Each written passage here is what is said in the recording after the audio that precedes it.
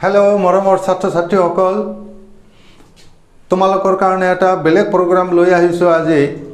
বিশেষকৈ কলেজৰ ছাত্ৰ ছাত্ৰীসকলৰ কাৰণে ছাত্ৰ ছাত্ৰীসকলৰ কথা বাদেই যিকোনো শিক্ষিত মানুহৰ কাৰণে এইবিলাক কথা জনাটো দৰকাৰ কথা ক'বৰ কাৰণে খুব বেছি ইংৰাজী জনাৰ প্ৰয়োজন নপৰে যিখিনি তেওঁলোকে মেট্ৰিক পাছ কৰালৈকে বা হায়াৰ সেকেন্ডাৰী পাছ কৰালৈকে যিখিনি ইংলিছ তেওঁলোকে জানে সেইখিনি ইংলিছ মানুহৰ লগত কথোপকথন কৰাৰ কাৰণে এনাফ যথেষ্ট এই ইংলিছৰ মাজত কিছুমান সৰু সৰু কথা আছে আমি পাৰ্থক্যবিলাক বুজি নাপাওঁ তাৰে ভিতৰত এটা বিষয় হৈছে জেৰাণ্ড আৰু পাৰ্টিচিপল এই জেৰাণ্ড আৰু পাৰ্টিচিপল কি তোমালোকে প্ৰথমৰ পৰা শেষলৈকে খুব মনোযোগেৰে চাবা অলপ মনোযোগ দিলেই বুজি পাবা আৰু যিসকলে আমাৰ মাই ইংলিছ ক্লাছৰুম চেনেলটো প্ৰথম চাই আছে তেওঁলোকক সৰু এটা ৰিকুৱেষ্ট যে তোমালোকে অনুগ্ৰহ কৰি সাবস্ক্ৰাইব কৰি থৈ দিবা আৰু কাষৰ বেল নোটিফিকেশন বেল আইকনটো প্ৰেছ কৰি থৈ দিবা পিছৰ ক্লাছবিলাকৰ কাৰণে বা পিছৰ ইনফৰমেশনবিলাকৰ কাৰণে ধন্যবাদ ক্লাছটো চোৱা জেৰাণ্ড এণ্ড পাৰ্টিচিপল এই জেৰাণ্ড এণ্ড পাৰ্টিচিপল সম্পৰ্কে আমি আলোচনা কৰিম জেৰাণ্ড বা পাৰ্টিচিপল হৈছে ভাৰ্বৰে আন এটা ফৰ্ম ভাৰ্বৰ দুটা ফৰ্ম জেৰান্ড বা পাৰ্টিসিপল এটা কেনেকৈ হয় আমি আলোচনা কৰিম জেৰান্ড হৈছে ভাৰ্ব প্লাস আইএনজি যোগ হৈ তাৰমানে ভাৰ্বৰ লগত আইএনজি যোগ হৈ যদি ই নাউন হিচাপে ব্যৱহাৰ হয় তেতিয়া ইয়াক জেৰান্ড বলে জেৰান্ডৰ আন এটা নাম ভাৰ্বেল নাউন যেহেতু ভাৰ্বৰে এটা ফৰ্ম নাউন হিচাপে ব্যৱহাৰ হয় সেই কাৰণে এটাক ভাৰ্বেল নাউনও বুলি কোৱা হয় মানে আইএনজি যোগ কৰি কন্টিনিউয়াস টেন্স হিচাপেই নহয় ই নাউন হিচাপেও ব্যৱহাৰ হয় সেন্টেন্সত সাবজেক্ট অবজেক্ট হিচাপে ব্যৱহাৰ হয় নাউন হলে এটো জেৰান্ড কিছু এক্সাম্পল লোৱা যাওক walking is a good exercise walking is a good exercise এতিয়া ওয়াক শব্দটো হৈছে ভার্ব কিন্তু তাৰ লগত আইএনজি যোগ কৰি আমি কন্টিনিউয়াস টেন্সত ব্যৱহাৰ কৰো ঠিকই কিন্তু ইয়াতে নাউন হিচাপে ব্যৱহাৰ হৈ সেন্টেন্সত সাবজেক্ট হিচাপে ব্যৱহাৰ হৈছে ওয়াকিং কাম টু বুজাইছে এই ওয়াকিং কামটো এটা গুড এক্সারসাইজ গতিকে ওয়াকিং ইয়াত সেন্টেন্সৰ প্ৰথমতে বহি সাবজেক্ট হিচাপে কাম কৰিছে এটা নাউনৰ কাম কৰিছে নাউন হলেহে সাবজেক্ট অবজেক্ট হয় বা প্ৰনাউন হলে গতিকে ভাৰ্ব সাবজেক্ট হ'ব নোৱাৰে গতিকে ইয়াত এটো জেৰান্ড আৰু এটা এক্সাম্পল লোৱা হওক he has much interest in painting তেওঁৰ পেইন্টিংত ইন্টাৰেস্ট আছে পেইন্টিং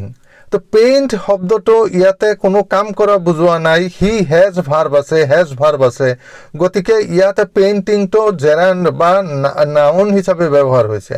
ভাৰ্বৰ লগত আইএনজি যোগ কৰি নাউন হিচাপে ব্যৱহাৰ কৰা হৈছে গতিকে ইয়াতে পেইন্টিংটো জেৰান্ড আৰু কিছু এক্সাম্পল লোৱা যাওক দি বয় ইজ ওয়াকিং এই সেন্টেন্সত verb walking is a good exercise gerund আমি আগৰ সেন্টেন্সত কলো the boy is walking is verb আছে ওয়াকিং কন্টিনিউয়াস টেন্স হৈছে ওয়াকৰ লগত আইএনজি যোগ হৈ তেতিয়া ই ভাৰ্ব ফৰ্মতে আছে কিন্তু যেতিয়া ইয়াক আইএনজি যোগ কৰি নাউন হিচাপে ব্যৱহাৰ কৰা হৈছে ওয়াকিং শব্দটো তেতিয়া ইয়াৰ ভাৰ্ব আহিছে ইজ ই নাউন হিচাপে ব্যৱহাৰ হৈছে কাৰণে সাবজেক্ট হৈছে গতিকে ইয়াত তলৰ সেন্টেন্সত ওয়াকিংটো এটা জেরান্ড বা ভার্বেল নাউন পার্টিসিপল দুই প্রকার আছে এটা প্রেজেন্ট পার্টিসিপল এটা পাস্ট পার্টিসিপল ছাত্র ছাত্রীসকলে গ্রামারত পাস্ট পার্টিসিপল পাইছে কিন্তু ভাৰ্বৰ লগত আইএনজি যোগ কৰিলেই তাক প্ৰেজেন্ট পাৰ্টিসিপল কয় এই ভাৰ্বৰ লগত আইএনজি যোগ কৰিবা ভাৰ্বৰ পাস্ট পাৰ্টিসিপল এই দুইটাই পাৰ্টিসিপল আৰু এইটো কেতিয়া কয় যেতিয়া কোনো এটা ভাৰ্ব আইএনজি যোগ কৰিবা পাস্ট পাৰ্টিসিপল এডজেক্টিভ হিচাপে ব্যৱহাৰ কৰা হয় তেতিয়া তাক পাৰ্টিসিপল বুলি কোৱা ভার্ব হিসাবে ব্যবহার হলে তার গ্রামারের কিছু নিয়ম আছে যে প্রেজেন্ট কন্টিনিউয়াস টেন্সত বা পাস্ট পারফেক্ট প্রেজেন্ট পারফেক্ট টেন্সত পার্টিসিপল ব্যবহার হয় কিন্তু সেই ফর্মটো কেতিয়াবা আমি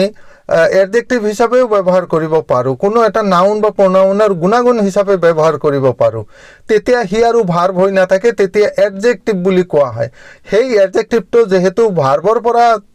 সৃষ্টি কৰা হৈছে সেই কাৰণে এই ভাৰ্বটোক এই ক্ষেত্ৰত এডজেক্টিভ বুলি কোৱা হ'ব ভাৰ্বেল এডজেক্টিভ বুলি কোৱা হ'ব নাইবা পাৰ্টিসিপল বুলি কোৱা হ'ব দুটাই পাৰ্টিসিপল এক্সাম্পল যেনেকুৱা this is a flying bird flying শব্দটোৱে ভাৰ্ব কিন্তু আইএনজি যোগ কৰি বাৰ্ড শব্দটোৰ বাৰ্ড নাউনটো কোৱালিফাই কৰিছে সেইকাৰণে এইটো এডজেক্টিভ হৈছে আৰু broken chair it is a broken chair কেনেকুৱা চেয়াৰ ব্ৰকেন চেয়াৰ ব্ৰেকৰ পাষ্ট পাৰ্টিসিপল ব্ৰকেন কিন্তু ইয়াত এডজেক্টিভ হিচাপে ব্যৱহাৰ হৈ চেয়াৰৰ গুণাগুণ বুজাইছে যে কেনেকুৱা চেয়াৰ, গতিকে এই ক্ষেত্ৰত ব্ৰকেনটো আৰু ফ্লাইং এডজেক্টিভ হৈছে। আৰু কিছু এক্সাম্পল লৈছোঁ। দিছ বাৰ্ড ইজ ফ্লাইং, ইয়াতে কণ্টিনিউৱাছ টেন্স হৈছে কাৰণে ফ্লাইৰ লগত আইএনজি যোগ হৈ ভাৰ্ব হিচাপেই ব্যৱহাৰ হৈছে, বাওঁফালে বি ভাৰ্ব ব্যৱহাৰ হৈছে ইজ, গতিকে ই কণ্টিনিউৱাছ টেন্স হৈছে কণ্টিনিউৱাছ টেন্সৰ নিয়ম অনুসৰি, গতিকে ফ্লাইংটো ভাৰ্ব। কিন্তু পিছৰ সেন্টেন্সটো this is a flying bird, এই বাৰ্ডটো কেনেকুৱা, ফ্লাইং বাৰ্ড, বাৰ্ডটোৰ গুণাগুণ বুজাইছে কেনেকুৱা বাৰ্ড, ফ্লাইং বাৰ্ড, গতিকে ইয়াতে বাৰ্ডটো কোৱালিফাই কৰাৰ কাৰণে এডজেক্টিভ হৈছে, গতিকে একেই ৱাৰ্ড আইএনজি যোগ কৰা হৈছে ফ্লাই ভাৰ্ব, কিন্তু ওপৰৰ সেন্টেন্সত ভাৰ্ব হৈছে, তলৰ সেন্টেন্সত এডজেক্টিভ হৈছে। এতিয়া আৰু এটা এক্সাম্পল লৈছোঁ পাষ্ট পাৰ্টিচিপলৰ, he has written the document, verb he has written, perfect টেন্সৰ নিয়ম অনুযায়ী পাষ্ট পাৰ্টিচিপল হৈছে ৰাইট, ৰোট, ৰিটেন, গতিকে ৰিটেনটো ইয়াতে ভাৰ্বেই আছে পাষ্ট পাৰ্টিচিপল, কিন্তু it is a written document, ডকুমেণ্টটো কেনেকুৱা, ৰিটেন ডকুমেণ্ট, ইয়াতে ৰিটেনটো ডকুমেণ্টক কোৱালিফাই কৰিছে, ভাৰ্ব আছে ইজ ইয়াত, গতিকে ৰিটেনটো এডজেক্টিভ হিচাপে ব্যৱহাৰ হৈ ডকুমেণ্টক কোৱালিফাই কৰিছে, এইটো কেনেকুৱা ডকুমেণ্ট, ৰিটেন ডকুমেণ্ট, গতিকে আৰু আগতটো আছিল যে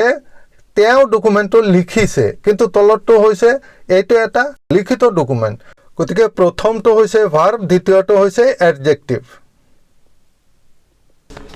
এতিয়া তোমালোকে ক্লাছটো নিশ্চয় দেখিলা,